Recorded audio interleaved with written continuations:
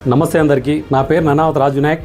ఈ వీడియో ముఖంగా కాంగ్రెస్ పార్టీ మాజీ డీసీసీ అధ్యక్షులు కాంగ్రెస్ పార్టీ ఇన్ఛార్జ్ వర్యులైన కుంభం శివకుమార్ రెడ్డి గారికి 80వ స్వాతంత్ర దినోత్సవ శుభాకాంక్షలు తెలుపుతూ ఇంకా విషయానికి వెళ్తే నిన్న కుంభం శివకుమార్ రెడ్డి గారు మల్రెడ్డిపల్లిలో ప్రెస్ మీట్ పెట్టడం జరిగింది। దేని గురించి ప్రెస్ మీట్ పెట్టిరంటే మాజీ శాసనసభ సభ్యులు ఎస్ రాజేందర్ రెడ్డి గారు, వారితో పాటు మక్తల్ మాజీ శాసనసభ సభ్యులు రామ్మోహన్ రెడ్డి గారు, కొడంగల్ మాజీ శాసనసభ సభ్యులు నరేందర్ రెడ్డి గారు ముగ్గురు కలిసి లోకాయుక్తలో ఒక కంప్లైంట్ ఫైల్ చేయడం జరిగింది। ఆ కంప్లైంట్ ఎందుకు ఫైల్ చేశారు, అసలు ఆ లోకాయుక్త అంటే ఏందో తెలియకుండానే శివకుమార్ రెడ్డి గారు హైదరాబాద్ నుంచి ఆగా మేఘాల మీదకి వచ్చి మల్రెడ్డిపల్లి కాన్కుర్తి దగ్గర ప్రెస్ మీట్ పెట్టడం జరిగింది।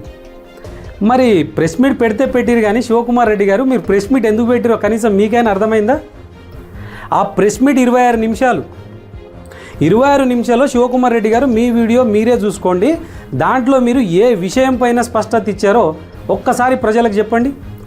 ఏదో ఆల్ మిక్స్డ్ ఫ్రూట్ జ్యూస్ లాగా మీకు ఇష్టం వచ్చింది మీరే మాట్లాడి మీరు లేచిపోతే అది ప్రెస్ మీట్ ఎందుకు అవుతుంది? పత్రికా మిత్రులను కూడా క్వశ్చన్ అడిగే అవకాశం ఇవ్వాలి। ప్రజలలో వాళ్ళు ఉంటారు కాబట్టి వాళ్ళు మిమ్మల్ని క్వశ్చన్లు అడిగితే కొన్ని క్లారిఫై అవుతుంది। ఇప్పుడు లోకాయుక్తలో కంప్లైంట్ ఎందుకు ఇచ్చిరు? రైతులకు డబ్బులు ముట్టొద్దని చెప్పి రాజేందర్ రెడ్డి గారు కుట్ర చేస్తున్నారు, రైతులకు డబ్బులు ఇవ్వద్దని చెప్పి లోకాయుక్తలో కంప్లైంట్ పెట్టిరని రైతులను రెచ్చగొడుతున్నారు శివకుమార్ రెడ్డి గారు। అయితే శివకుమార్ రెడ్డి గారు ఎక్కడ కూడా ఎస్ రాజేందర్ రెడ్డి గారు రైతులకు డబ్బులు ఇవ్వద్దనే వీడియో ఉంటే మీరు చూపియండి, నేను ఛాలెంజ్ చేస్తున్నా మీకు। లోకాయుక్తలో ఏం కంప్లైంట్ ఫైల్ చేసిరు? ఈ Jio number 69 Kodangal Narayanpet Makthal lift irrigation ప్రాజెక్టులో భాగమైన జయమ్మ చెరువు దగ్గర ఏదైతే రైతు కాని రైతులను సృష్టించి దొంగ పాస్బుక్లతోటి ప్రజల సొమ్ము ప్రభుత్వ నిధులను దుర్వినియోగం పాల్చేసే ప్రయత్నాలు జరుగుతూ ఉన్నాయి, దీని గురించి కొన్ని సాక్ష్యాలు ఉన్నాయి, వీటి మీద మీరు పరిశీలన చేసి దోషులుగా తేలితే చట్టపరంగా వారి మీద చర్యలు తీసుకోవాలని చెప్పేసి రాజేందర్ రెడ్డి గారు కంప్లైంట్ ఇస్తే ఈయన ఏమో రైతులలో సింపతి పొందాలని కుంభం శివకుమార్ రెడ్డి గారు వచ్చి మల్రెడ్డిపల్లి దగ్గర మీరు ప్రెస్ మీట్ పెట్టి ఏమంటున్నారు? రాజేందర్ రెడ్డి గారికి ఇష్టం లేదు రైతులకు డబ్బులు ఇవ్వడమా? రైతులకు డబ్బులు ఇవ్వడం ఇష్టమే, శివకుమార్ రెడ్డి గారు ఎక్కడ ఇష్టం లేదని చెప్పలేదు। ఈ యొక్క Jio number 69 Kodangal Narayanpet lift irrigation ప్రాజెక్ట్కి ఎవ్వరు వ్యతిరేకం కాదు। రాజేందర్ రెడ్డి గారు దీని గురించి 100 సార్లు చెప్పారు, ప్రాజెక్ట్కి మేము వ్యతిరేకం కాదు, కానీ రైతులకు న్యాయం జరగాలి, నిజమైన రైతులకు మాత్రమే న్యాయం జరగాలి, రైతుల ముసుగులో దొంగలు అవినీతికి పాల్పడకుండా చూడాలన్నదే రాజేందర్ రెడ్డి గారి నినాదం। కానీ మీరు మాత్రం ప్రజలకు రాంగ్గా చెప్తా ఉన్నారు శివకుమార్ రెడ్డి గారు। శివకుమార్ రెడ్డి గారు రాజేందర్ రెడ్డి గారు లోకాయుక్తలో కంప్లైంట్ ఇవ్వగానే ఆగ మేఘాల మీద వచ్చి మీరు ప్రెస్ మీట్ పెట్టారు కదా, అదే ఏక్లాస్పూర్ గ్రామంలో గవర్నమెంట్ స్కూల్లో 3వ తరగతి చదువుతున్న విద్యార్థి 8 సంవత్సరాల బాబు రంజిత్ అనే బాబు అక్కడ ఉపాధ్యాయుల నిర్లక్ష్యం వలన అక్కడ పాము కాటుకు గురయ్యారు। ఆ అబ్బాయిని తీసుకొచ్చి మన యొక్క నారాయణపేట గవర్నమెంట్ హాస్పిటల్లో ఉన్న ఇప్పుడు ప్రస్తుత హాస్పిటల్లో ట్రీట్మెంట్కి తీసుకొచ్చినప్పుడు అబ్బాయి పాము కాటుకు గురైన అబ్బాయి నడుచుకుంటూ వచ్చారు। మరి ఆ హాస్పిటల్లో వైద్యుల నిర్లక్ష్యం వల్లే అబ్బాయి చనిపోయారనే ఆరోపణలు ఉన్నాయి। మరి ఒక్కసారి ఆ హాస్పిటల్లో ఉన్న సీసీ ఫుటేజ్ని బయట పెట్టండి। అసలు రంజిత్ అనే బాబుకు అక్కడున్న ఎవరైతే వైద్యులు ఉన్నారో ఆ వైద్యులు ఆయనకు చేసిన ట్రీట్మెంట్ ఏంది? ఆయన తీసుకొచ్చి బెడ్ మీద పడుకోబెట్టిన తర్వాత వైద్యులు ఎప్పుడు వచ్చి ఆయన ట్రీట్మెంట్ చేసిరు, ఆయన ప్రాణాలు ఎప్పుడు కోల్పోయారు? దీని మీద ఒక్కసారి కూడా మీరు ప్రెస్ మీట్ పెట్టి చెప్పలేదు సార్, ఎందుకు? ఆ బాబు ప్రాణాలు కావా? ఈరోజు ఈ ప్రాజెక్ట్లో లోకాయుక్తకి వెళ్తే వాళ్ళు విచారణ చేసి ఈ ప్రాజెక్ట్ని ఎక్కడ ఆపేస్తారో అనే ఒక భయం మీకు ఎందుకుంది? మీరు పారదర్శకంగా చేస్తున్నప్పుడు లోకాయుక్త అయితే ఏంది, విజిలెన్స్ అయితే ఏంది, సిబిసిఐడి అయితే ఏంది, వాళ్ళ పని వాళ్ళు చేసుకుంటారు, మీరు నిజాయితీగా చేస్తున్నారు కదా। మరి ఎలాంటి లోపాలు జరగనప్పుడు మీరు ఇంత ఉలిక్కి ఎందుకు పడ్డారు అంటున్నాను నేను। ప్రాజెక్ట్ మీద ఉన్న ధ్యాస మన జిల్లాలో మన నియోజకవర్గంలో 3 సంవత్సరాల బాబు చనిపోతే మీరు ఇప్పటిదాకా పట్టించుకోలేదు, ఒక ప్రెస్ మీట్ పెట్టి మాట్లాడలేదు, వాళ్ళ కుటుంబ సభ్యులను పరామర్శించలేదు। నేను క్వశ్చన్ చేస్తున్న దీనికి సమాధానం చెప్పండి। అధికారులేమో మేము సీఎం రిలీఫ్ ఫండ్ కింద ఎంతో కొంత వచ్చేటట్టు చూస్తాం। రిలీఫ్ ఎవరికి కావాలండి? ఎవరికి రిలీఫ్ కావాలి? కుటుంబం ఒక చిన్న బాబుని కోల్పోయింది, రాబోయే తరంలో ఆయన జీవితాన్ని బాగు చేసుకొని తల్లిదండ్రులను పోషిస్తాడని ఒక ఆశ పెట్టుకున్న 3వ తరగతి చదువుతున్న బాబు కళ్ళ ముందు చనిపోయాడు, అది కూడా వైద్యుల నిర్లక్ష్యం వల్ల। వైద్యులంటే ఎవరు? ప్రభుత్వం కాదా? వైద్యులంటే ఎవరు? మన నియోజకవర్గంలో ఉన్న ప్రజాప్రతినిధులు కాదా? మరి దీని మీద మీరు మాట్లాడలేదు। ₹1 కోటి వాళ్ళ కుటుంబానికి కాంపన్సేషన్ కావాలి, వాళ్ళ కుటుంబంలో ఒకరికి ప్రభుత్వ ఉద్యోగాలు కావాలని చెప్పేసి అన్ని పార్టీలు కంప్లైంట్ ఇచ్చిరు, ధర్నా చేసిరు కదా. మరి మీరెందుకు స్పందించలేదు సార్? శివకుమార్ రెడ్డి గారు, రాజేందర్ రెడ్డి గారు లోకాయుక్తకి వెళ్ళి కంప్లైంట్ చేయడానికి మెయిన్ రీజన్ ఒకటి ఉంది. అది మీకు తెలియదు. మీరేదో సగం సగం తెలుసుకొని వచ్చి మీ చుట్టుముట్టున్న వాళ్ళు చెప్పిందే వాస్తవం అనుకొని ప్రెస్ మీట్లు పెట్టకండి. ఎందుకంటే ప్రజలలో నమ్మకం కోల్పోతారు, మీరు అబాసు పాలవుతారని శివకుమార్ రెడ్డి గారికి చెప్తా ఉన్నా. సర్వే ఎందుకు లోకాయుక్తలో కంప్లైంట్ ఇచ్చిరనే విషయం పైన నేను క్లారిటీ ఇవ్వాలనుకున్నా. మీకు ఈ విషయం తెలియదు అనుకుంటా శివకుమార్ రెడ్డి గారు.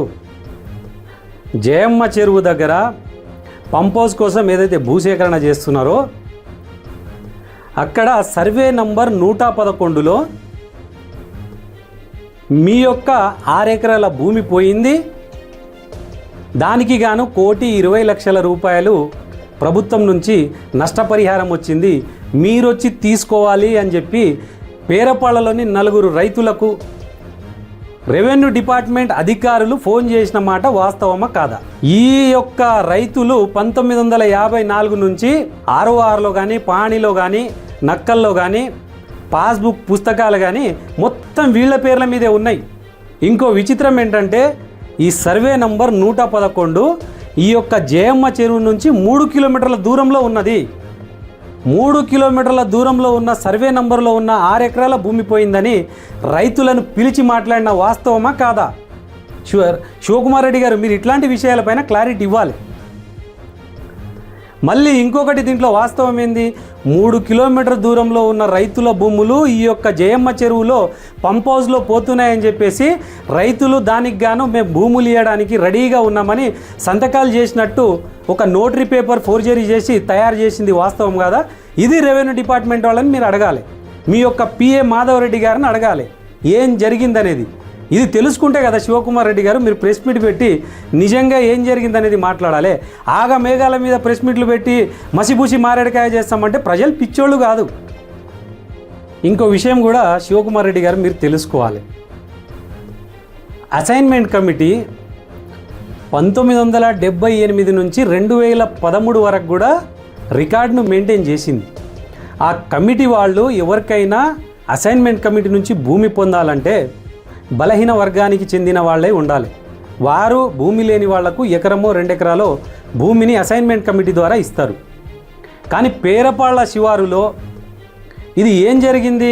శివకుమార్ రెడ్డి గారు మీకు ఇది తెలుసు అనుకుంటా. బహుశా 1969లో అసైన్మెంట్ కమిటీ ఈ పేరపాళ్ళ శివారులో సర్వే నంబర్ 87లో 382 ఎకరాలు, సర్వే నంబర్ 92లో 133 ఎకరాలు, సర్వే నంబర్ 111లో 256 ఎకరాలు ఈ అసైన్మెంట్ కమిటీ 1969లో ఈ రైతులకు భూమిని కేటాయించిందని రికార్డులను సృష్టించిన మాట వాస్తవమా కాదా?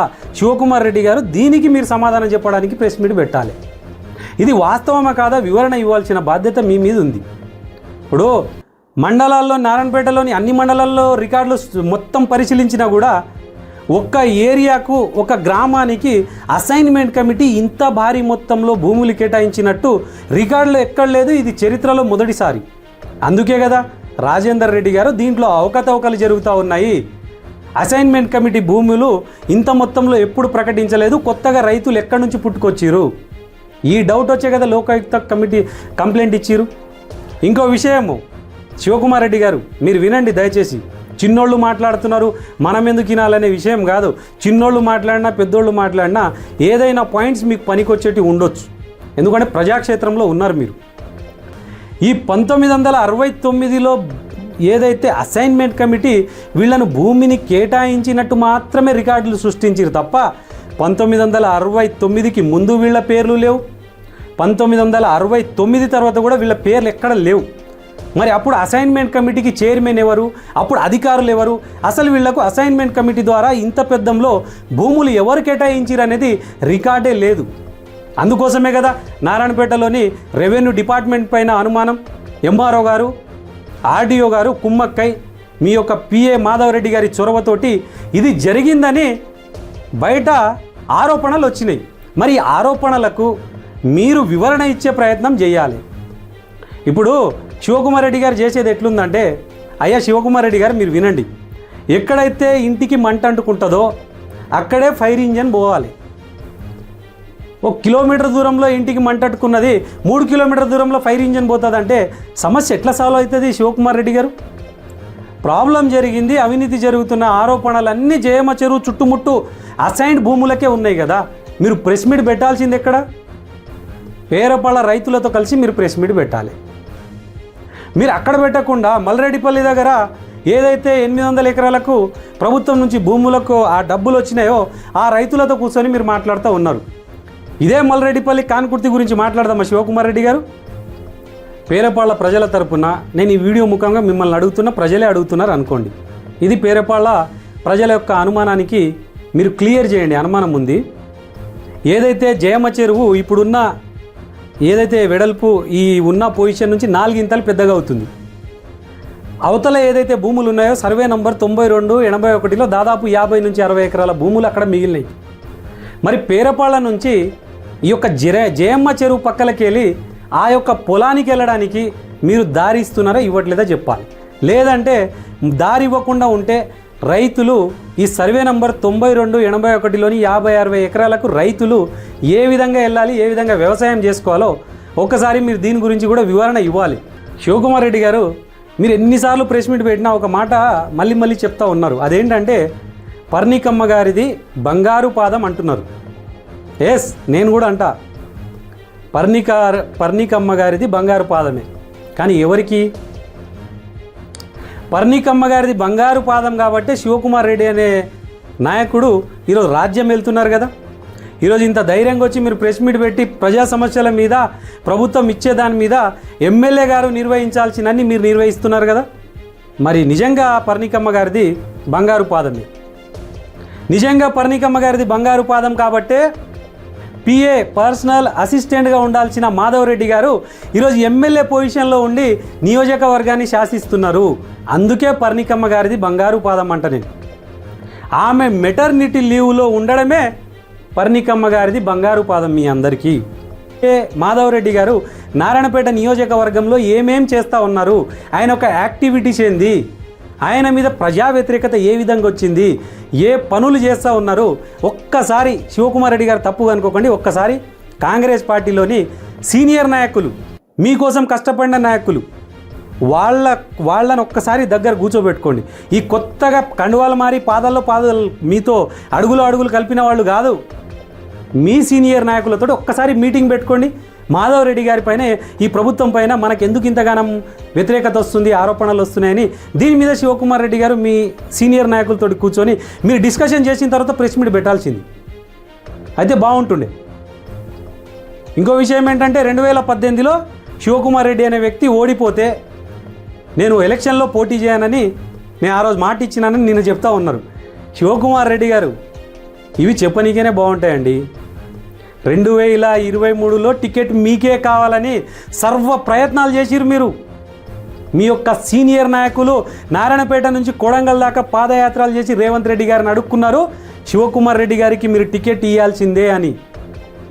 మీ మీద ఉన్న అభియోగాల వల్ల మీరక్కడ గెలవరు, ప్రజలు మిమ్మల్ని నమ్మరు అని తెలిసిన తర్వాత హైకమాండ్ మిమ్మల్ని కూర్చోబెట్టి పర్ణికారెడ్డి గారిని బరిలో దింపుదామంటే లాస్ట్ మూమెంట్లో పర్ణికారెడ్డి గారు బరిలోకి వస్తున్నారు, టికెట్ వచ్చిందని మీరు సెల్ఫీ వీడియో రిలీజ్ చేసిరు. అంతకుముందు ఎమ్మెల్యే క్యాండిడేట్ మీరే అని అనుకున్నారు. అంటే ప్రజలు ఇవన్నీ గమనించారా శివకుమార్ రెడ్డి గారు? ఒకసారి మాట్లాడేటప్పుడు, ప్రెస్ మీట్ పెట్టేటప్పుడు సమగ్ర సర్వే చేయాలి. మొత్తం మన చుట్టుముట్టు ఉన్న వాళ్ళతోటి కనుక్కోవాలి. కొంతమంది రైతులను కూడా కూర్చోబెట్టి మాట్లాడి నిజా నిర్ధారణ చేసి ఫ్యాక్ట్ అనేది ఒకటి ఉంటుంది. ఫ్యాక్ట్ అనేది నిర్ధారణ చేసుకోవాలి. దాని తర్వాత ప్రెస్ మీట్కి రావాలి, మీటింగ్కి రావాలి. నేను ఈరోజు ఇంత మాట్లాడుతున్నా అంటే నిజా నిర్ధారణ చేసుకొని మాట్లాడుతూ ఉన్నా. ఆరోపణల మీద మీరు క్లారిటీ ఇవ్వాలి. అది కదా రాజేందర్ రెడ్డి గారు కోరుకునేది. ఆయన మీద మసిపూసి మారేడుకాయ చేసి రైతుల ముందల రాజేందర్ రెడ్డి గారిని చెడుగా చూపించాలని మీ యొక్క ప్రయత్నం ఫలించదు. ఈ 9.5 సంవత్సరాలు పరిపాలించిన రాజేందర్ రెడ్డి గారి పైన ఒక్క అవినీతి అభియోగం ఉంటే ఒక్కసారి చూపించండి. రాజేందర్ రెడ్డి గారు ఈ విషయాలలో అవినీతికి పాల్పడరని చెప్పేసి ఒక్కటి మాట్లాడండి. మీరు వచ్చిన 2.5-3 సంవత్సరాలలో ఇన్నిగానం అవినీతి ఆరోపణలు మీ మీదకి ఎందుకు వస్తున్నాయి, మీ పార్టీ మీదకి ఎందుకు వస్తున్నాయి, మీరు ఒకసారి ఆలోచన చేయరా? ఈరోజు ఎస్ రాజేందర్ రెడ్డి గారు అనే వ్యక్తి ముక్కుసూటి మనిషి, నిజాయితీకి నిలువెత్తు రూపమని మీ కాంగ్రెస్ పార్టీ కార్యకర్తలే చెప్తారు సార్, మాలాంటి వాళ్ళకి ఫోన్లు చేసి. అది ఎస్ రాజేందర్ రెడ్డి గారు అంటే. కాబట్టి దయచేసి జయమ్మ చెరువు పరిసర ప్రాంతాలలో ఏవైతే ప్రభుత్వ డబ్బులను స్వాహా చేయాలి, రికార్డులు సృష్టిస్తున్నారు, దొంగ పాస్బుక్లు పుడుతున్నాయనే ఆరోపణలు ఉన్నాయి, మీ పిఏ గారిపైన ఆరోపణలు ఉన్నాయి, మాధవ్ రెడ్డి గారిపైన. ఇవన్నీ ఒకసారి మాట్లాడి ప్రెస్ మీట్ పెట్టి ప్రజలకు క్లారిటీ ఇవ్వండి.